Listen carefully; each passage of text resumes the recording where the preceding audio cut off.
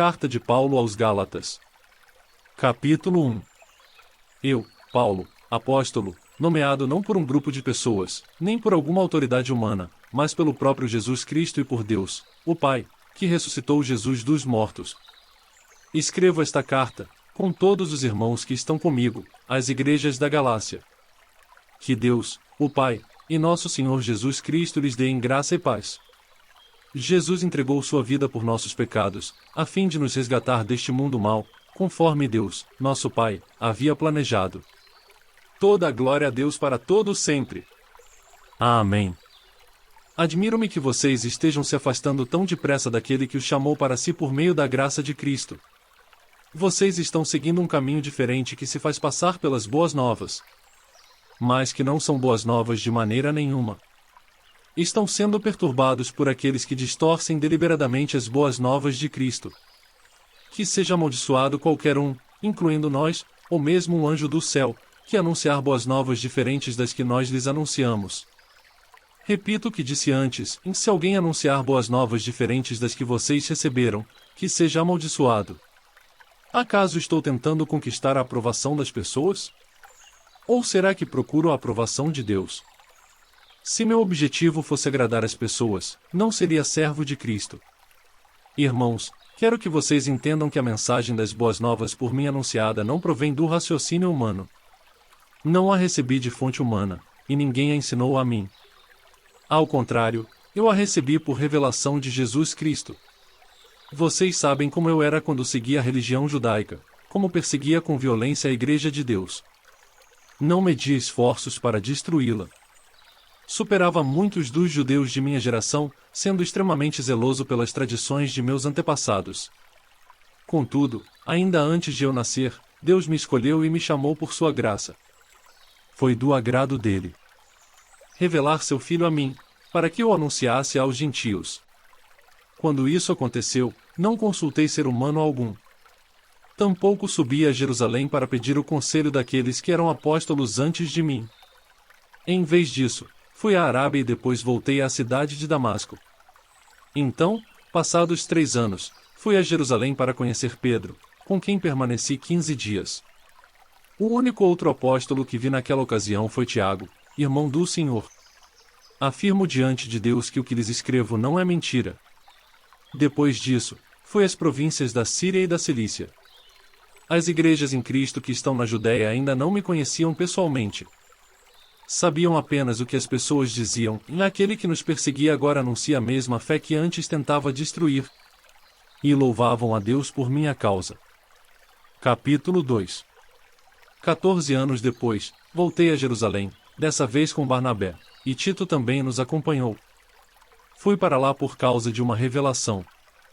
Reuni-me em particular com os líderes e compartilhei com eles as boas novas que tenho anunciado aos gentios.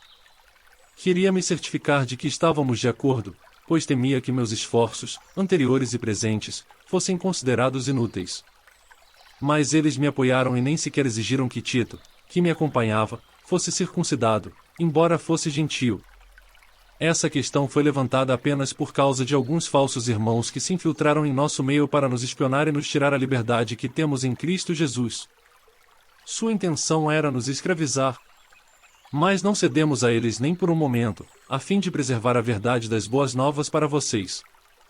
Quanto aos líderes, cuja reputação, a propósito, não fez diferença alguma para mim, pois Deus não age com favoritismo, nada tiveram a acrescentar àquilo que eu pregava. Ao contrário, viram que me havia sido confiada a responsabilidade de anunciar as boas novas aos gentios, assim como a Pedro tinha sido confiada a responsabilidade de anunciar as boas novas aos judeus. Pois o mesmo Deus que atuou por meio de Pedro como apóstolo aos judeus também atuou por meu intermédio como apóstolo aos gentios. De fato, Tiago, Pedro e João, tidos como colunas, reconheceram a graça que me foi dada e aceitaram Barnabé e a mim como seus colaboradores. Eles nos incentivaram a dar continuidade à pregação aos gentios, enquanto eles prosseguiriam no trabalho com os judeus. Sua única sugestão foi que continuássemos a ajudar os pobres, o que sempre fiz com dedicação. Mas, quando Pedro veio a Antioquia, tive de opor-me a ele abertamente, pois o que ele fez foi muito errado. No começo, quando chegou, ele comia com os gentios. Mais tarde, porém, quando vieram alguns amigos de Tiago, começou a se afastar, com medo daqueles que insistiam na necessidade de circuncisão. Como resultado, outros judeus imitaram a hipocrisia de Pedro, e até mesmo Barnabé se deixou levar por ela. Quando vi que não estavam seguindo a verdade das boas novas, disse a Pedro diante de todos: se você, que é judeu de nascimento, vive como gentio, e não como judeu, por que agora obriga esses gentios a viverem como judeus? Você e eu somos judeus de nascimento, e não pecadores, como os judeus consideram os gentios. E, no entanto, sabemos que uma pessoa é declarada justa diante de Deus pela fé em Jesus Cristo, e não pela obediência à lei. E cremos em Cristo Jesus, para que fossemos declarados justos pela fé em Cristo, e não porque obedecemos à lei. Pois ninguém é declarado justo diante de Deus pela obediência à lei.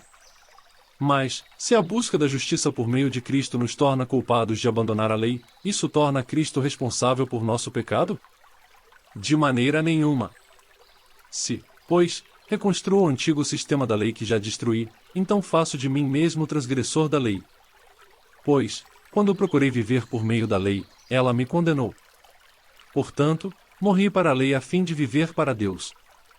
Fui crucificado com Cristo, assim, já não sou eu quem vive, mas Cristo vive em mim. Portanto, vivo neste corpo terreno pela fé no Filho de Deus, que me amou e se entregou por mim. Não considero a graça de Deus algo sem sentido.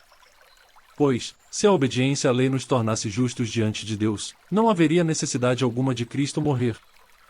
Capítulo 3. Ó Gálatas insensatos! Quem os enfeitiçou?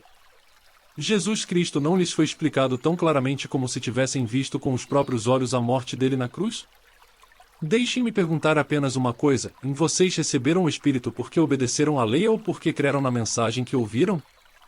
Será que perderam o juízo? Tendo começado no Espírito, por que agora procuram tornar-se perfeitos por seus próprios esforços?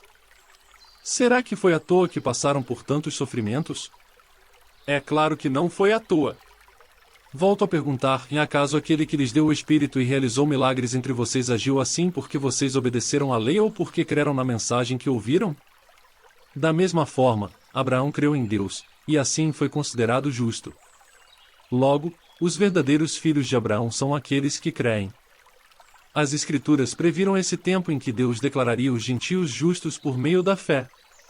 Ele anunciou essas boas novas a Abraão há muito tempo, quando disse: todas as nações da terra serão abençoadas por seu intermédio. Portanto, todos os que creem participam da mesma bênção que Abraão recebeu por crer. Contudo, os que confiam na lei para serem declarados justos estão sob maldição, pois as Escrituras dizem: maldito quem não se mantiver obediente a tudo o que está escrito no livro da lei. É evidente, portanto, que ninguém pode ser declarado justo diante de Deus pela lei. Pois as Escrituras dizem: o justo viverá pela fé.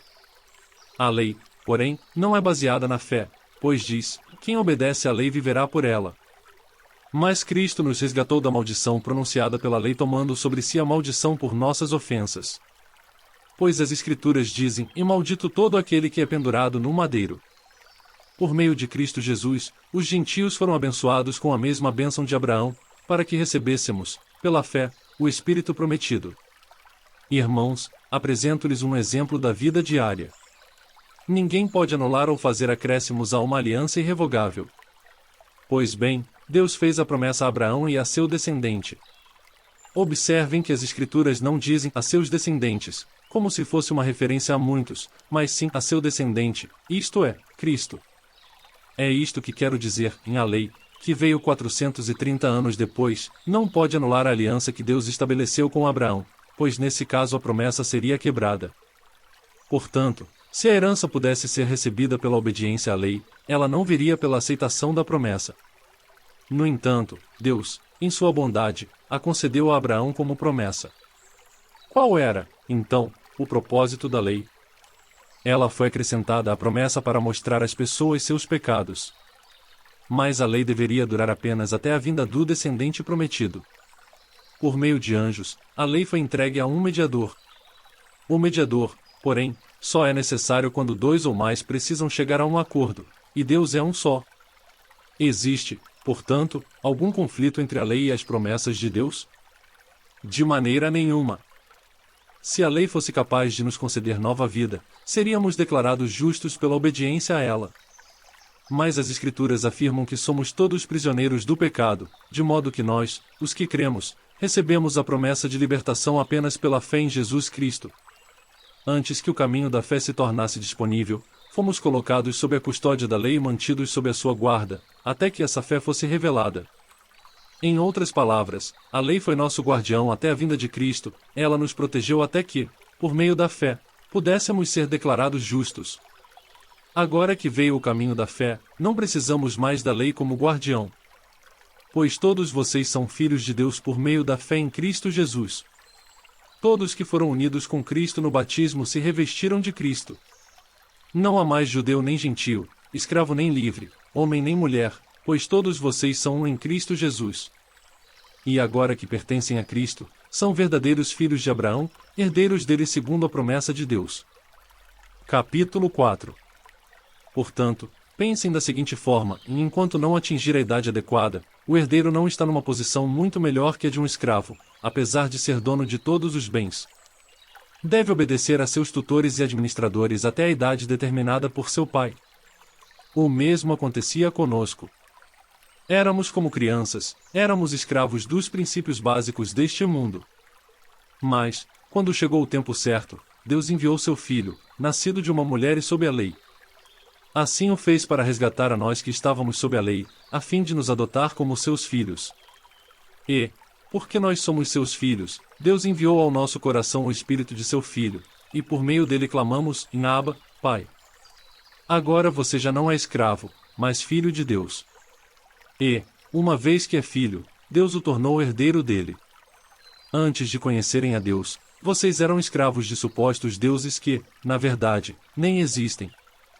Agora que conhecem a Deus, ou melhor, agora que Deus os conhece, por que desejam voltar atrás e tornar-se novamente escravos dos frágeis e inúteis princípios básicos deste mundo?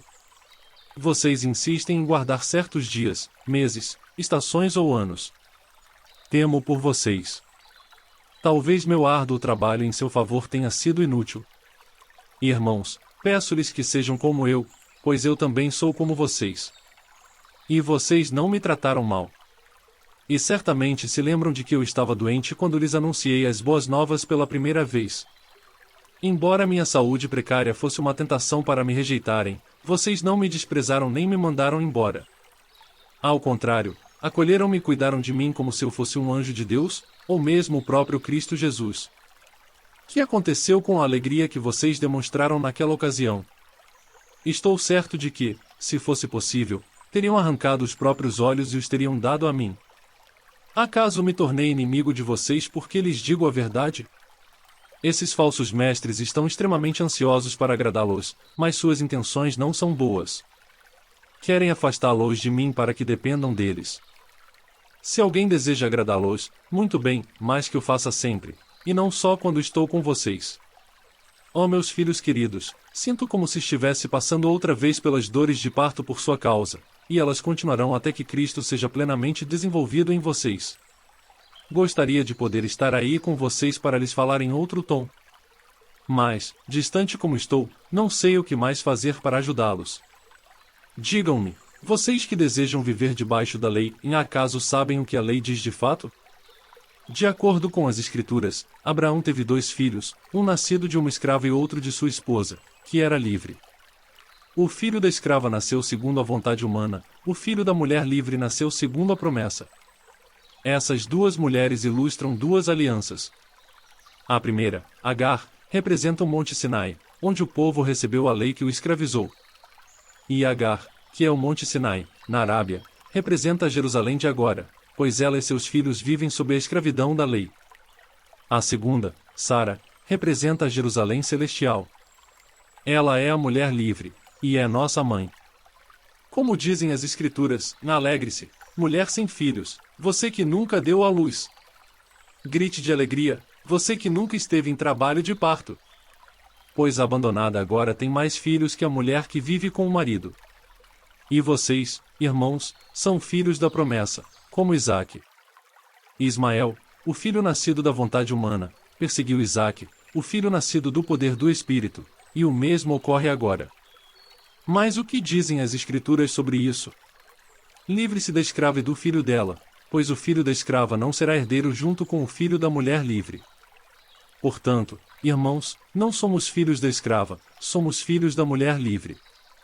Capítulo 5. Portanto, permaneçam firmes nessa liberdade, pois Cristo verdadeiramente nos libertou. Não se submetam novamente à escravidão da lei. Prestem atenção. Eu, Paulo, lhes digo, se vocês se deixarem ser circuncidados, Cristo de nada lhes servirá. Volto a dizer, todo aquele que se deixa ser circuncidado deve obedecer a toda a lei. Pois, se vocês procuram tornar-se justos diante de Deus pelo cumprimento da lei, foram separados de Cristo e caíram para longe da graça. Mas nós que vivemos pelo Espírito esperamos ansiosamente receber pela fé a justiça que Deus nos prometeu. Pois, em Cristo Jesus, não há benefício algum em ser ou não circuncidado. O que importa é a fé que se expressa pelo amor. Vocês estavam indo bem na corrida, quem os impediu de seguir a verdade?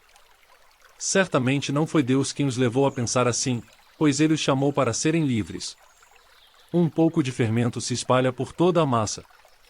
Confio que o Senhor os guardará de crer em falsos ensinamentos. Aquele que os perturbar, seja ele quem for, será julgado. Irmãos, se eu ainda prego que vocês devem ser circuncidados, como dizem alguns, por que continuo a ser perseguido? Se eu não pregasse a salvação exclusivamente por meio da cruz, ninguém se ofenderia. Esses sujeitos que os perturbam deveriam castrar a si mesmos. Porque vocês, irmãos, foram chamados para viver em liberdade.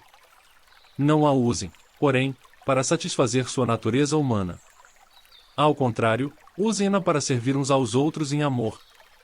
Pois toda a lei pode ser resumida neste único mandamento: ame o seu próximo como a si mesmo. Mas, se vocês estão sempre mordendo e devorando uns aos outros, tenham cuidado, pois correm o risco de se destruírem. Por isso digo, deixem que o Espírito guie sua vida. Assim, não satisfarão os anseios de sua natureza humana. A natureza humana deseja fazer exatamente o oposto do que o Espírito quer, e o Espírito nos impele na direção contrária àquela desejada pela natureza humana. Essas duas forças se confrontam o tempo todo, de modo que vocês não têm liberdade de pôr em prática o que intentam fazer. Quando, porém, são guiados pelo Espírito, não estão debaixo da lei. Quando seguem os desejos da natureza humana, os resultados são extremamente claros: imoralidade sexual, impureza, sensualidade, idolatria, feitiçaria, hostilidade, discórdias, ciúmes, acessos de raiva, ambições egoístas, dissensões, divisões, inveja, bebedeiras, festanças desregradas e outros pecados semelhantes. Repito o que disse antes: quem pratica essas coisas não herdará o reino de Deus. Mas o Espírito produz este fruto em amor, alegria, paz, paciência, amabilidade, bondade, fidelidade, mansidão e domínio próprio.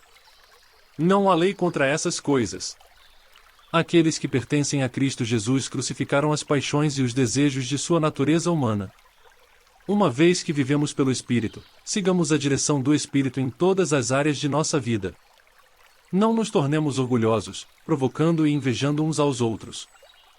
Capítulo 6. Irmãos, se alguém for vencido por algum pecado, vocês que são guiados pelo Espírito devem, com mansidão, ajudá-lo a voltar ao caminho certo. E cada um cuide para não ser tentado. Ajudem a levar os fardos uns dos outros e obedeçam, desse modo, à lei de Cristo. Se vocês se consideram importantes demais para ajudar os outros, estão apenas enganando a si mesmos. Cada um preste muita atenção em seu trabalho, pois então terá a satisfação de havê-lo feito bem e não precisará se comparar com os outros. Porque cada um de nós é responsável pela própria conduta. Aqueles que recebem o ensino da palavra devem repartir com seus mestres todas as coisas boas. Não se deixe enganar, e ninguém pode zombar de Deus. A pessoa sempre colherá aquilo que semear. Quem vive apenas para satisfazer sua natureza humana colherá dessa natureza ruína e morte. Mas quem vive para agradar o Espírito colherá do Espírito a vida eterna. Portanto, não nos cansemos de fazer o bem. No momento certo, teremos uma colheita de bênçãos, se não desistirmos. Por isso, sempre que tivermos oportunidade, façamos o bem a todos, especialmente aos da família da fé. Vejam com que letras grandes lhes escrevo, de próprio punho, estas palavras finais. Aqueles que procuram obrigá-los a se circuncidarem desejam causar boa impressão para outros, a fim de não serem perseguidos por ensinar que somente a cruz de Cristo pode salvar. E nem mesmo aqueles que defendem a circuncisão cumprem toda a lei. Querem que vocês sejam circuncidados só para que eles se gloriem disso. Quanto a mim, que eu jamais me glorie em qualquer coisa, a não ser na cruz de nosso Senhor Jesus Cristo. Por causa dessa cruz meu interesse neste mundo foi crucificado, e o interesse do mundo em mim também morreu. Não importa se fomos circuncidados ou não. O que importa é que fomos transformados em nova criação. Que a paz e a misericórdia de Deus estejam sobre todos os que vivem de acordo com esse princípio e sobre o Israel de Deus.